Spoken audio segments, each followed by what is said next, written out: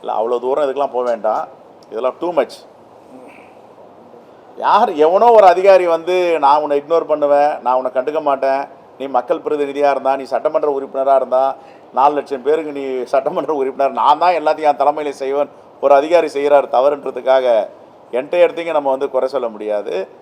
நான் நேற்றுக்காக தான் சொன்னேன், ஒரு நல்ல ஆட்சி நடக்குது, அருமையான ஆட்சி நடந்துகிட்ருக்கு, மக்களெல்லாம் வியப்பட பார்த்துட்ருக்காங்க, இந்தியாவுக்கே ஒரு வழிகாட்டுகின்ற ஆட்சி, உலகம் முழுவதும் திட்டங்கள்லாம் எடுத்துகிட்டு போயிட்டு நடைமுறைப்படுத்துகிறாங்க. அப்படிப்பட்ட ஆட்சியில் இது ஓப்பனாக நேற்றுக்கு வெளிப்படையாக நடந்திருக்க வேண்டாம்.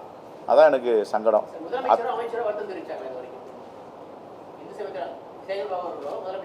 இல்லை, தேவையில்லை. நாங்கள் வருத்தம் தெரிவிக்கணும்னா நாங்கள் விரும்பலை. இனி வரும் காலங்களில் மக்கள் பிரதிநிதிகளை நான் என்ன சொல்கிறேன், மரபுன்னு ஒன்று இருக்குது, புரோட்டோக்கால் ஒன்று இருக்குது, அதை ஏன் எப்போவுமே கடைப்பிடிக்க மாட்டாங்க சில நேரங்கள்ன்றது தான் வருது எனக்கு.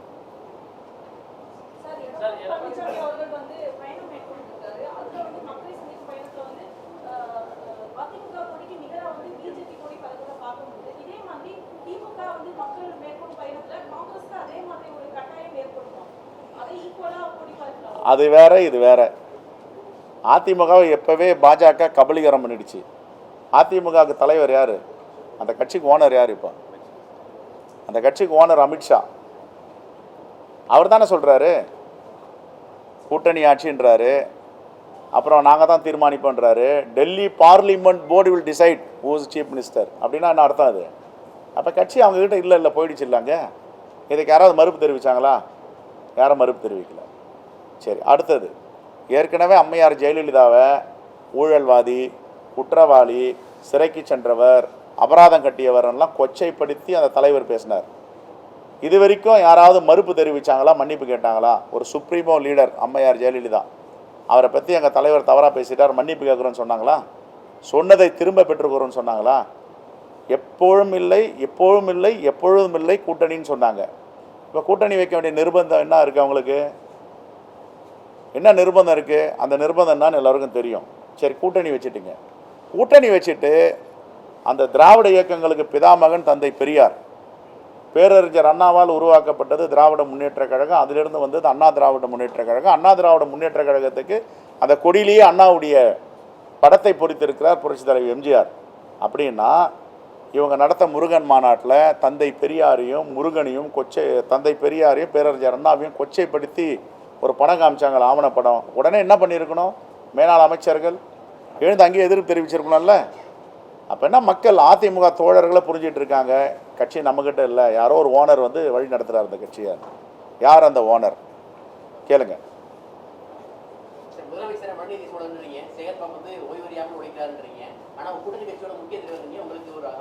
ஏங்க, எவ்வளோ ஒரு அதிகாரி செய்கிற தவறுக்காக அவங்க என்னங்க பண்ணுவாங்க?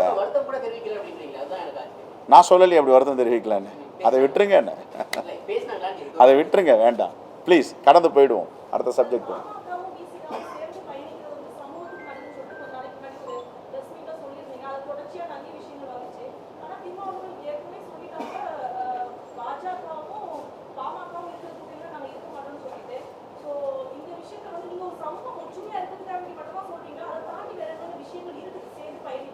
இதில் ஒரு விஷயமே இல்லைங்க. மருத்துவர் ராமதாஸ் ஐயாவை பார்த்தது வந்து ஒரு மரியாதை நிமித்தமாக தான் நான் பலமுறை சொல்லிட்டேன். ரெண்டாவது, கூட்டணிக்கு கூப்பிடணுமா கூப்பிடக்கூடாதான்றதெல்லாம் நாங்கள் முடிவு பண்ணுற இடத்துல இல்லை. நானும் அது மாதிரி கூப்பிடலாம், அவரும் அரசியல் பேசலை. எந்த இடத்துலையும் வந்து நீங்கள் 2 பேரும் இணைஞ்சி ஒரு கூட்டணியில் இருக்கணும்னு நான் சொல்லலை. அவங்க கற்பனைக்கு எட்டாத அளவுக்கு முடிவு பண்ணிவிட்டு இதை ஒரு வாத பொருளாக மாற்றுறாங்க. அது தேவையே இல்லை. என்னுடைய அளவுகோல்னான்னு எனக்கு தெரியும், உயரம்னான்னு எனக்கு தெரியும். யார் கூட்டணியில் ஒரு கட்சி வருதுன்னா தீர்மானிப்பாங்க. தீர்மானிக்கிறவர் வந்து திராவிட முன்னேற்ற கழகத்தின் தலைவர் மாண்பு முதலமைச்சர் அண்ணன் தளபதி தான் தீர்மானிப்பார். அதில் மாற்று கருத்து இருக்கா? நம்பர் 1. நம்பர் 2, அதை ஏற்றுக்கொள்வதும் முடிவு பண்ணுறது யார்? விடுதலை சிறுத்தை தலைவர் தான். அவங்க தான் முடிவு பண்ணணும். நாங்கள் எப்படி முடிவு பண்ண முடியும்? நாங்கள் எப்படி கருத்து சொல்ல முடியும்? அதில் ஒரு மரியாதை நிமித்தமான ஒரு சந்திப்பை இவ்வளோ பெரிய விவாத பொருளாக்கி அது தேவையே இல்லை. 3வது, அவரும் என்கிட்ட அரசியல் பேசலை, மருத்துவர் ஐயாவும் என்கிட்ட அரசியல் பேசலை, நானும் அரசியல் பேசலை. முழுக்க வந்து ஒரு உணர்வுபூர்வமான சந்திப்பு. ஒரு 40 ஆண்டுகளாக அவர் கூட தொடர்பில் பயணத்தில் இருக்கும்.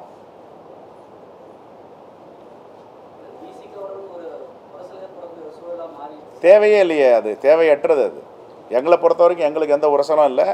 அதனுடைய தலைவர் அண்ணன் தொல் திருமாவளவன் கூட நாங்கள் நல்ல நட்பு ரீதியாக இருக்கோம், சகோதரத்துவத்தோடு இருக்கோம். எதுவுமே கிடையாது. அதை அரசியல் ஆக்கிறதுக்கு முயற்சி செய்ய வேண்டாம் தான் நாங்கள் பலமுறை சொல்கிறோம். நீங்கள் மட்டும் சந்திக்கல, ராமசோதரனும் அடுத்து போய் ராமதாஸ் சந்திக்கிறார். இது வரைக்கும் ராமதாஸ் திட்டி ராமசோதரனும் போய் சந்திக்கிறார். இப்போ விசிக என்ன சொல்கிறாங்கன்னா, நாங்கள் தான் காங்கிரஸோட பெரிய கட்சி அப்படின்னு அவங்க ஒரு அந்த இருக்கு. நல்லது தானே, பெரிய கட்சியாக தான் வரவேற்கிறோம், வாங்க. உங்களோட சந்திப்பு தான் எல்லாத்துக்கும் காரணம். அது அது அது எப்படி சொல்கிறது, அவரை சந்திச்சது தவறுனா அதை பெரிய வன்மமோ, அதை விட மதவாதமோ, அதை விட சனாதானமோ, அதை விட ஒரு மனு தர்மம் என்ன இருக்க முடியும்? நான் போய் அவரை செஞ்சு தப்புன்னு ஒரு பார்வை இருக்குன்னா அதுதான் மனு தர்மம், அதுதான் சனாதானம். ஒரு பெரியவரை 87 வயதை கடந்தவர், ஒரு மூத்த தலைவர், சமூக நீதிக்காக ஏறக்குறைய 60 ஆண்டுகளாக போராடிட்டு இருக்காரு. அவரை போய் செஞ்சு தவறுன்னு யார் சொல்ல முடியும்? ஆமாம், ராமசுகந்தன் சஞ்சீத் காங்கிரஸுடைய தலைவராக அவங்க அப்பா வாழப்பாடியாக இருந்தார். அவருக்கும் இவருக்கும் உள்ள உறவு எல்லாருக்கும் தெரியும். ரொம்ப வேண்டியமானவங்க, குடும்ப நண்பர்கள் அவர்கள். இதில் அரசியலே கிடையாது. ரைட், நன்றி. மாவட்டத்தில் ரயில்வே தண்டவாளத்தில் பள்ளி வாகனத்தை அந்த கேட்டு மூடாததால் ஏற்பட்ட விபத்தில் உயிரிழந்த குழந்தைகளுக்கும் அந்த பகுதியை சார்ந்தவர்களுக்கும் காங்கிரஸ் பேரியக்கத்தின் சார்பாக எங்களுடைய ஆழ்ந்த இரங்கலை தெரிவித்துக் கொள்கிறோம். இந்த விபத்து என்பது தொடர்ந்து இந்தியா முழுவதும் கொத்து கொத்தாக உயிர் பலிகள் நடந்து கொண்டிருக்கின்றன. இதற்கெல்லாம் என்ன காரணம் என்றால், ரயில்வே துறை சரியாக இயங்காததால், முழுவதும் ரயில்வே துறை தோல்வியடைந்ததால் இப்படிப்பட்ட விபத்துகள் நடக்கின்றன. இந்த விபத்துக்கு என்ன காரணம் என்று எங்களுடைய நாடாளுமன்ற உறுப்பினர் மாவட்ட தலைவரிடம் பேசும் பொழுது, அங்கே கேட் கீப்பர் என்று ஒருவரை நியமித்திருக்கிறார்கள். அவருக்கு மொழி தெரியாது, தமிழ் தெரியாது. இதுதான் ஆரம்பத்திலிருந்தே பாஜக ஆட்சியில் வந்திருந்து பிரச்சனை. எல்லா இடத்திலும் தமிழ்நாட்டை சார்ந்தவர்களை நியமிக்காமல் வடநாட்டுக்காரர்கள் நியமனத்தின் மூலமாக தமிழ்நாட்டுடைய வேலைவாய்ப்பு பறிபோகிறது. அது மட்டும் இல்லாமல் இப்படிப்பட்ட விபத்துகள் ஏற்படுகின்றன. இதையெல்லாம் கடந்த கால அதிமுக ஆட்சியில் தமிழ்நாடு தேர்வாணைய துறையிலேயே இப்படிப்பட்ட வடநாட்டு இளைஞர்களை, படித்தவர்களை வேலைக்கு எடுக்கலாம் என்று அனுமதித்ததால் இப்படிப்பட்ட குழப்பங்கள் ஏற்பட்டு கொண்டிருக்கின்றன. இதையெல்லாம் தடுத்து நிறுத்த வேண்டும். முழுக்க முழுக்க ஒன்றிய அரசு, மோடி அரசு இதற்கு பொறுப்பேற்க வேண்டும்.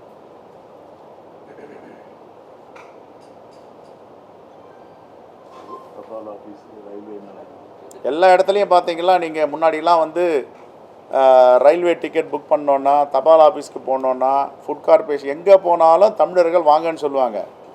இப்போ எல்லாம் ஹிந்தி மொழியில் பேசுகிறாங்க.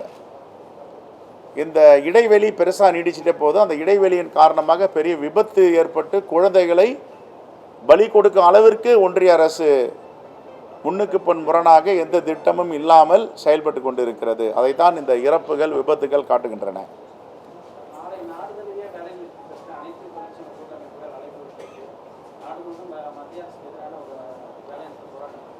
ஏற்கனவே 44 சட்டங்கள் இருந்தன, கட்டுமான தொழிலாளர் சட்டங்கள்.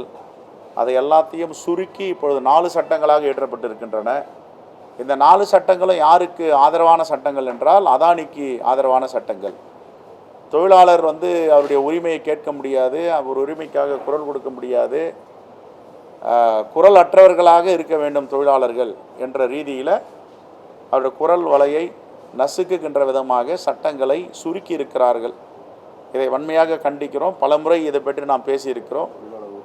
தொழிலாளர்கள் உரிமையை பறித்துவிட்டு இவர்கள் ஆட்சி நடத்துவோம் என்று நினைத்து கொண்டிருக்கிறார்கள். அப்படிப்பட்ட ஆட்சியை நடத்த முடியாது. தொழிலாளர் உரிமைகளை பாதுகாப்பதற்கு காங்கிரஸ் பேரியக்கம் தொடர்ந்து குரல் கொடுக்கும்.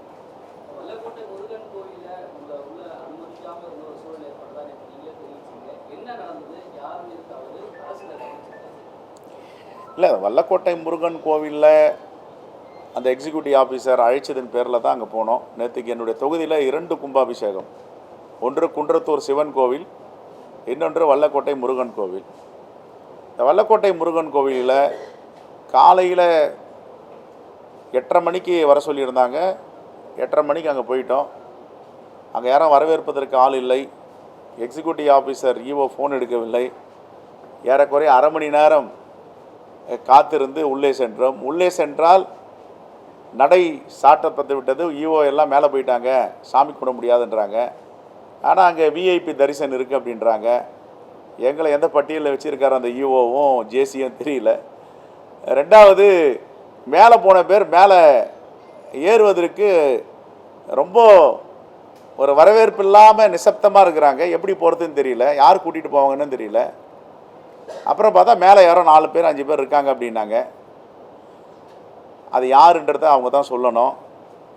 அதற்கு பிறகு அசிஸ்டன்ட் கமிஷனரை கூப்பிட்டு கேட்டேன், இதெல்லாம் நியாயமா? இப்படி எதுக்கு எங்களை அழைச்சிங்க? ஏன் இப்படி அவமானப்படுத்துகிறீங்க? இப்போ இந்த கோவில் வலதுசாரி கைகளுக்கு போயிடக்கூடாது அப்படின்னு சொன்னோடனே அவர் ஒரு வார்த்தை கூட சொல்லலை. சாரினும் சொல்லலை, வாங்கணும் சொல்லலை, போங்கன்னு சொல்லலை. அவர் அமைதியாக போயிட்டார். மேலே போனால் அங்கே சட்டமன்ற உறுப்பினர் ஒருத்தர் இருந்தாங்க, சென்னை சட்டமன்ற உறுப்பினர், மேனாள் ஆளுநர் இருந்தாங்க. ரைட், மகிழ்ச்சி. 2 டெப்டி கமிஷனர், ஒரு ஜாயின்ட் கமிஷனர் அவங்களுக்கு அரணாக கூட இருந்தாங்க. எனக்கு அதுவும் மகிழ்ச்சி தான். என்னுடைய தொகுதியில் நானே வரவேற்றிருப்பேன். அதற்கு பிறகு அந்த டெப்டி கமிஷனரும் ஜாயின்ட் கமிஷனரும் ஒரு கர்டசிக்கு கூட பேசலை. அப்படின்னா வலதுசாரிகள் சூழ்ந்து கொண்டிருக்காங்களோ அப்படின்ற ஒரு பிம்பத்தை ஏற்படுத்தினாங்க. தொகுதியை சார்ந்தவர்கள் கீழே இருந்து குரல் கொடுத்துட்டே இருந்தாங்க. எம்எல்ஏ கிட்ட கொடியை கொடுங்க, எம்எல்ஏ கிட்ட தண்ணி கொடுங்க, பிரசாதம் கொடுங்கன்னு. யாரும் எதையும் செவிசாய்க்கல. ரைட், மக்கள் மகிழ்ச்சியாக முருகனை தரிசித்தால் போதும் என்ற நிலையில் தான் நாங்கள் நின்று இருந்தேன். திடீர்னு தண்ணி ஊற்றும் போது கொடியை, எப்பவுமே எல்லா கோயிலையும் கொடி நான் தான் அசைவேன். அதான் மரபு, அதான் புரோட்டோக்கால். மந்திரி அமைச்சர் வந்தார்னா அமைச்சர் கொடி அசைப்பார். அமைச்சர் இல்லைன்னா தொகுதி எம்எல்ஏ. நேற்றுக்கு எல்லா இடத்துலையும் அதான் நடந்திருக்கு. ஆனால் அந்த ஜேசி அவரே கொடி எடுத்து அவரே அசைச்சு அவரே தலைமையில் அவரே நடக்கிறதா மக்கள் பிரதிநிதிகளாக இருக்கிறாருன்னு ஜேசிக்கு தெரியல. நடத்திட்டு இன்னொரு எம்எல்ஏவும் கொடி அசைக்கிறாங்க. அது இந்த மரபுகள்லாம் மீறிட்டாங்க. நேற்றுக்கு வருத்தம் தான். அதற்கு பிறகு கீழே வந்தால் வெளியேற முடியல. ஒரு ஆஃபீஸர்ஸ் கிடையாதாங்க. என்னுடைய தொகுதியில் இந்த குடமுழுக்கு நடக்குது. அப்போ அதிகாரிகள் குறைந்தபட்சம் ஒரு மரபை ஃபாலோ பண்ணியிருக்கணும், பண்ணல. அது ரொம்ப சங்கடம் தான், வருத்தம் தான். அப்புறம் எங்கள் கட்சிக்காரர்கள், திராவிட முன்னேற்ற கழகத்தை சார்ந்தவர்களாம் சத்தம் போடுறாங்க, அங்கே எம்எல்ஏ தரிசனத்துக்கு கூட்டிகிட்டு போங்க அப்படின்ட்டு. இல்லை, உள்ள அதிகாரிகள் இருக்காங்க, அதிகாரிகள் கூட வந்தவங்க இருக்காங்க அப்படின்ட்டாங்க. சரி, ரைட், அவங்களாம் கூப்பிட்டு ஈஓ ரூமில் போனால் ஈஓ ரூம் ஃபுல்லாக விஐபி உட்காந்துருக்காங்க அப்படின்ட்டாங்க. அதுக்கப்புறம் டிஎஸ்பி, திருப்பெரும்புதூர் டிஎஸ்பி என்னை கூப்பிட்டு, சார் நீங்கள் வாங்க அப்படின்ட்டு ஒரு குடோனில் கூட்டிகிட்டு போயிட்டு உட்கார வச்சார். ஒரு ஏறக்குறைய அரை மணி நேரம் அவரே என் கூட இருந்தார். ஒன்றும் தகவல் இல்லை. எங்கள் ஆளுங்கள்லாம் திமுகவை சார்ந்தவர்கள், காங்கிரஸை சார்ந்தவர்கள்லாம் போகிறாங்க, தரிசனத்துக்கு கூட்டிகிட்டு போன இல்லை, அதிகாரிகள் இருக்காங்க. அதுக்கப்புறம் விஐபி இருக்கிறாங்க. யார் அந்த விஐபி, யார் அந்த விவிஐபி? ஒரு சட்டமன்ற உறுப்பினருக்கு இல்லாத உரிமை அந்த கோவிலில் 4 லட்சம் பேர் இருக்காங்க வாக்காளர்கள். அங்கே அந்த தொகுதியோட சட்டமன்ற உறுப்பினர். இந்த அதிகாரிகள் ஒரு வார்த்தைக்கு கூட வாங்கன்னு சொல்லலை. ஆனால் மாண்புமிகு முதலமைச்சர் அவர்கள் ஒரு மனுநீதி சோழம் வர ஆட்சி நடத்திட்டு இருக்காரு தமிழ்நாட்டில். அந்த துறை அமைச்சர் 24 மணி நேரம் தூங்குறாரான்னு தெரியாது.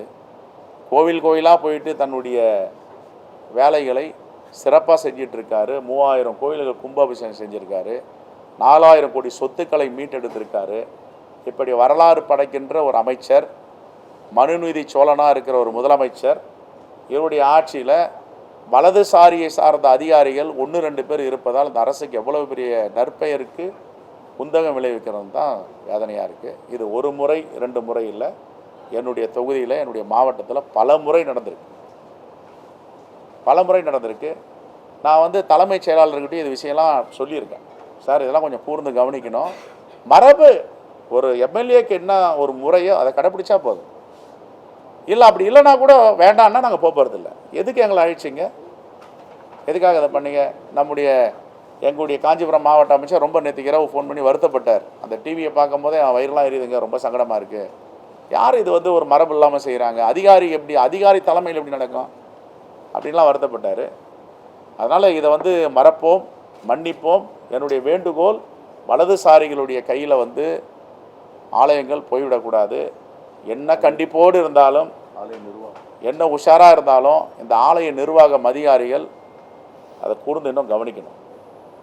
துறை அமைச்சர் இதுல வந்து பொறுப்பெடுத்துக்க வேண்டியது அவசியமாக தான் இருக்கு. ஏன்னா கூட்டணி கட்சியில இருக்கீங்க, மூத்த சட்டமன்ற உறுப்பினர், கட்சியுடைய மாநில தலைவர், உங்களுக்கு எப்படி நடந்திருக்கு அப்படின்னா இது அவரை சீக்கிரம் எந்த அளவுக்கு கன்சிடர் பண்ண வேண்டிய அவசியம் இருக்கு. இல்லை, துறை அமைச்சர் வந்து திருச்செந்தூரில் கும்பாபிஷேகத்தில் இருக்கார், இன்றைக்கி நெல்லையப்பர் கோயிலில் இருக்கார், அவர் ஓடிட்டே இருக்கார். நான் சொல்கிறேன், அதிகாரிகளுக்கு இவங்க சாதாரண 4th கிரேட் 3rd கிரேட் அதிகாரிகள் இல்லை, 1st கிரேட் ஆஃபீஸர்ஸ், டிஆர்ஓ ரேங்கில் இருக்கிறவங்க.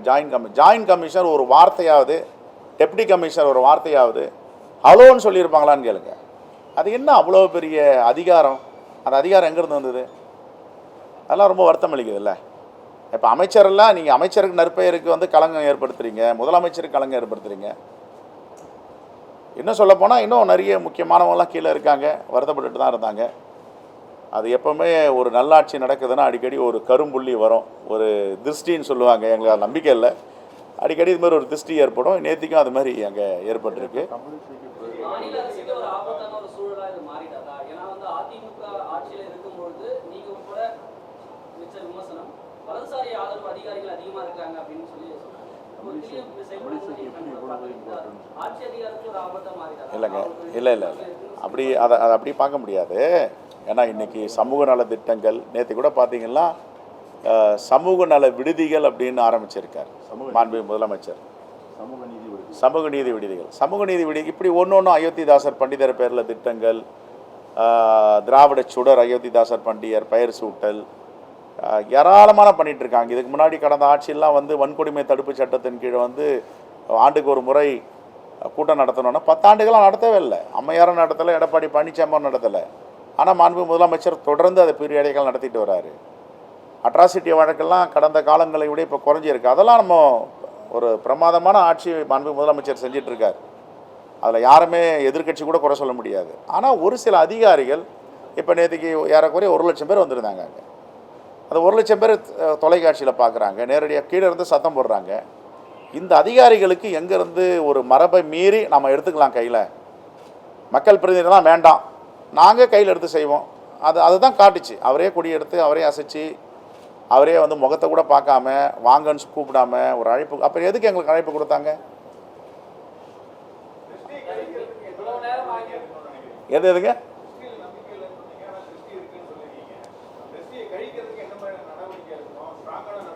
இல்லை, கண்டிப்பாக துறை அமைச்சர் எடுப்பார். இது மாண்புமிகு முதலமைச்சருடைய கவனத்துக்கும் கொண்டு செல்வாங்க. இனி வரும் காலங்களில் இந்த வலதுசாரி அதிகாரிகளை அடையாளம் காணணும். ஏன்னாங்க இணை ஆணையர்னு என்கிட்ட பார்த்தேன், அந்த பேட்சில் கடைசியில் தான் பார்த்தேன். இணை ஆணையர், துணை ஆணையர் 4 பேர் இருக்காங்களே, அவங்க டியூட்டி கடமை என்ன, நேற்றுக்கு என்ன செஞ்சுருக்காங்க? அங்கே மக்கள் பிரதிநிதி இல்லாமல் இவங்களே பண்ணிவிடுவாங்களா? அதை 2 இருங்க.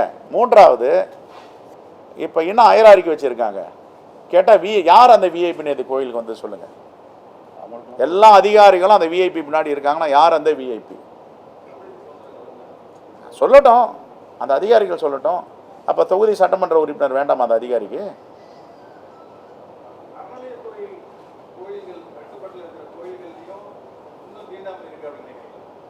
இல்லை, அப்படிலாம் சொல்ல முடியாது. இல்லை அப்படிலாம் சொல்ல முடியாதுங்க.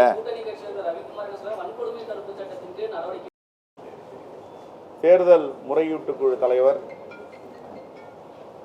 ஈரோடு கௌதமன் அவர்கள் மற்றும் ஓய்வு பெற்ற தமிழ்நாடு நில அளவை மற்றும் நிலவரி திட்ட துணை இயக்குனர் ராமகிருஷ்ணன் அவர்கள் இன்று தங்களை காங்கிரஸ் பேரியக்கத்தில் இணைத்துக் கொள்கிறார்கள். அவர்களை வருக என வரவேற்கிறேன்.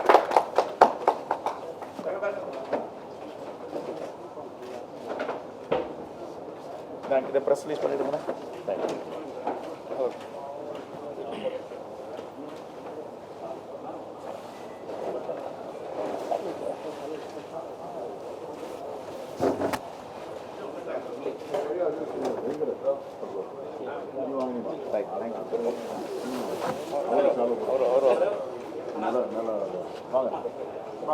என்ன தமிழ்நாடு போது அளந்துட்டீங்களா சார்?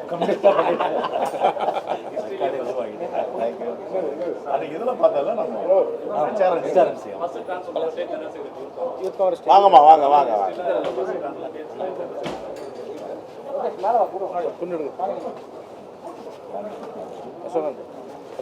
ஒரு நல்ல ஷால் எடுப்பா, நல்ல ஷால் எடுங்க. வாங்கம்மா, வாழ்த்துக்கள். நீங்கள் அறிமுகப்படுத்துங்க. தமிழ்நாடு இளைஞர் காங்கிரஸ் தேர்தலில் வந்துட்டு அந்த வரலாற்றிலே வந்து ஒரு திருநங்கை வந்து முதல் முறையாக மாநில கமிட்டியில் மாநில பொதுச் செயலாளராக ஜெயிச்சிருக்காங்க. தேர்தலில் வெற்றி பெற்றிருக்காங்க. வாழ்த்துக்கள், வாழ்த்துக்கள்.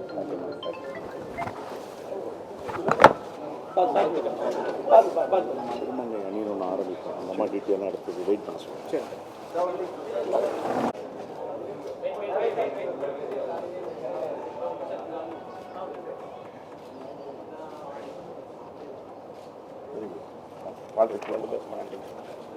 பெற்று வெற்றி பெற்று அகில இந்திய காங்கிரஸ் தலைமை தம்பி சூர்யா அவர்களை அதிகாரப்பூர்வமாக அறிவித்திருக்கிறது. அவருக்கு தமிழ்நாடு காங்கிரஸ் கமிட்டியின் சார்பாக மனமார்ந்த வாழ்த்துக்களை பாராட்டுதல் தெரிவித்துள்ளது.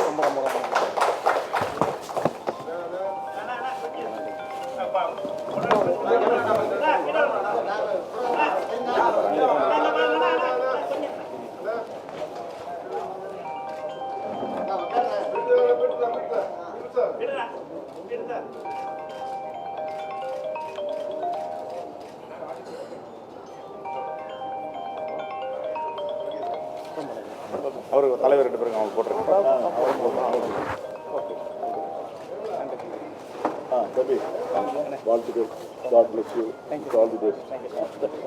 நல்ல ஒரு வித்தியாசமான ரோல் மாடல் யூத் காங்கிரஸ் பிரசிடென்ட்டாக பண்ணணும். என்ன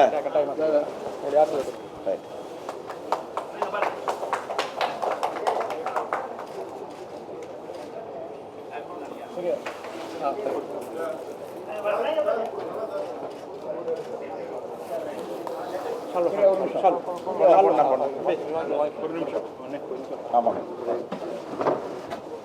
வாழ்த்துக்கள். ரொம்ப நன்றி. இளைஞர்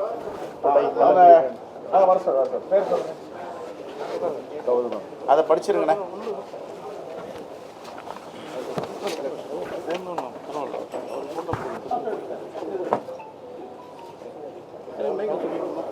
சொல்லுங்க. நாங்கள் என்ன படி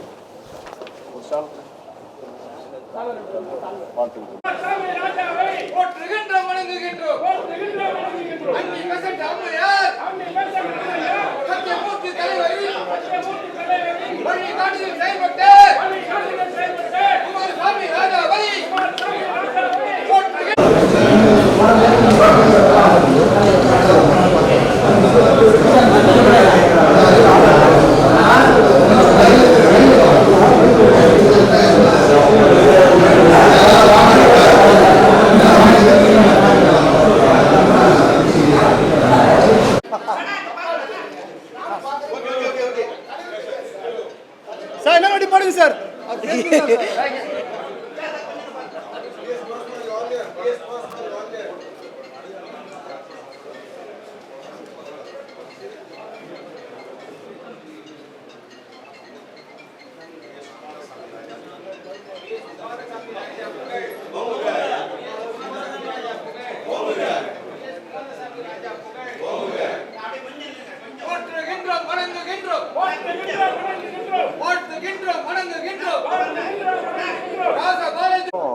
போயிட்டு எலெக்ஷனை டிக்ளேர் பண்ண எந்திரிச்சு 27,000 ஜெயிச்சுட்டாரு. இதை வந்து மாற்றி அறிவிக்கணும் அப்படின்னு